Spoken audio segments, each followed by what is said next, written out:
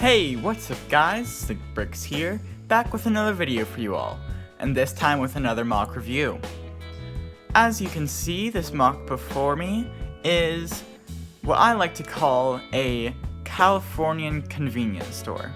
So this is supposed to represent the small stores that you would find perhaps at a gas station or just around town. So let's take a look at the exterior.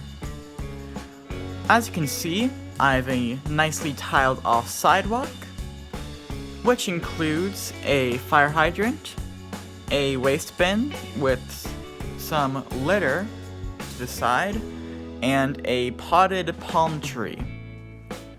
The building itself features double doors with bar handles, a long window to the left, and a short, tall window to the right.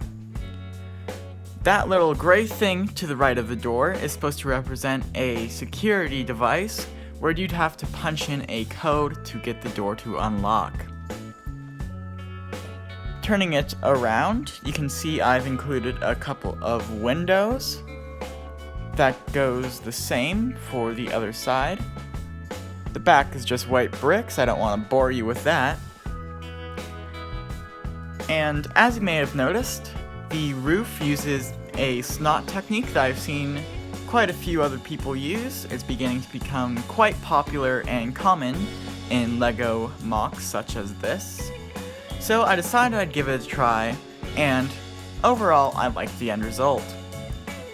On the roof, you can see I've included what is supposed to represent a air conditioning unit. I needed that to be quite small, and I think it worked out. To remove the roof, you have to use the palm tree out of the way because one of the leaves or fronds overlap, and then the roof can simply be removed like so. That's the bottom and how it connects.